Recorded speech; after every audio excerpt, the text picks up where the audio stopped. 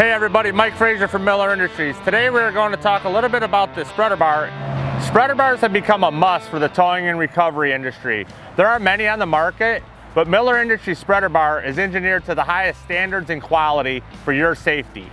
Each spreader bar has an impressive lifting capacity of 20 tons, and each spreader bar is individually serialized, tested to meet ASME standards. The spreader bar and all the accessories in this video are available to order from your local Miller Industry distributor.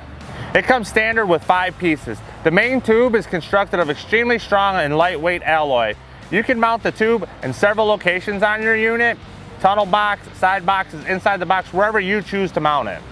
The wishbone end caps and cleavers store easily in one of your compartments or up on the upper deck of your truck. When assembled, the spreader bar only weighs 108 pounds. The lightweight makes our spreader bar easy to access and store in your recovery unit. You can easily adjust the spreader bar to 100, 105, or 110 inches. To attain the 100 inch, you take both cleavers, move them to the inside holes. For the 105 inch, you only move one cleaver to the inside hole, leave the other cleaver on the outside hole. And for the maximum width of 110 inches, you put both in the outside holes as we have it here today. You can also order a shorter tube. This tube is designed for a smaller and more narrow loads, such as generators or compressors or transformers. This bar can easily be adjusted to 58, 63, and 68 inches in length just by moving them cleavers like we did on the longer tube. The narrower bar works great with them smaller loads. You don't want to use the wide bar on a narrow load. You want that strap to kind of stay at a 90-degree angle off this bar on the bottom. With the smaller bar too, you'll gain much more stability on them smaller loads than you will with the larger bar, because then you don't have that compression on that tube on them lower slings. So with this narrower bar, them generators, transformers, you're gonna get about that 90-degree on that lower strap angle, and it's gonna be optimum for what you're doing. You can get this shorter tube from your Miller Industries distributor as well. When ordering the Miller Industries spreader bar, we also recommend ordering our spreader bar kit as you see here. This rigging kit is designed to maximize the capacity of the spreader bar when using it with your recovery unit. The kit comes with 3 17-ton screw pin shackles, 2 12-ton screw pin shackles, 2 25,000-pound rated 5-foot endless loop straps, and 2 21,200-pound rated 10-foot endless loop straps.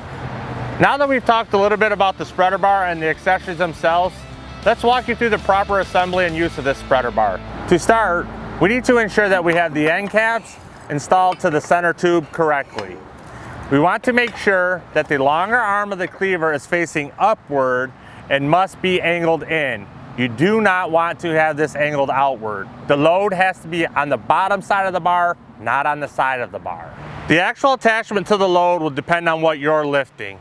We strongly recommend using the 5-foot endless loop in our kit on the top of the bar. You never want to use anything less than 5 foot on the top, because it will change the angle. And any more limits the height that you'll be able to lift that load, because the height of the boom is limited. There is a diagram on each spreader bar that helps you gauge the capacity, but this might be hard to see with it elevated up in the air, so look at it when it's down on the ground. Now attach the 5-foot loop to the top of the bar using the 17-ton shackle. With the shackle pin through the top of the longer end of the cleaver and the round side of the shackle facing the round loop. Do this on both sides of the spreader bar. Next, attach the 2 5-foot top straps together by using a 17-ton shackle. Once again, you always want to ensure round sling to round end of the screw pin shackle. Next, attach a 10-foot endless loop to the bottom side of the cleaver using a 12-ton shackle. And do this on both sides. Now attach your winch line hook to the pin side of the 17-ton shackle. One thing you never ever want to do is hook your wire ropes directly to the spreader bar. Depending on your load, you will need to ensure proper length of the strap on the bottom legs. Now let's go lift something with this spreader bar and show you some of the best practices. After attaching to your load, you will need to secure the 10-foot strap using a screw pin shackle as we have here. And many of you may be wondering why I have 2 screw pin shackles pin to pin. It's never recommended for the endless loop to be on the pin side, because it could get in that corner and it could get cut. so this way it's always round the round. Now if you pay attention that everything is assembled correctly and we are rigged to the load, you may want to focus first on the load angle of the straps beneath the bar. As you can see, they're about at a perfect 90 like we talked about earlier, and this will affect the compression load being put on the bar. So when that 90-degree angle is very vital for the compression load not being exerted onto the tube itself. Not all recoveries are perfect, so just know the more narrow the attachment points on the casualty, the more compression is being put on that bar. And a good rule to use is if the angle beneath the bar are less than 90 degrees, you're compressing on that bar. And you should consider that with adjusting the cleavers, the wishbones, whatever you have to do, or even going to that shorter bar so you're not compressing on that bar with the load.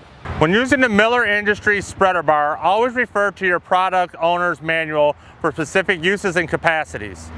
Hey, I hope you found this video very helpful, and if so, share it with anybody you might know that might benefit from it. And thanks for watching, and make sure to subscribe to our news feed and stay up to date on all the latest news and information from Miller Industries.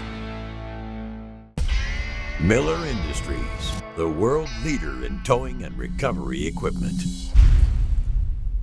This video is for product demonstration purposes only and is not intended for training or instructional purposes. Situations vary, and operators should rely on their own professional knowledge and safety procedures when conducting actual recoveries.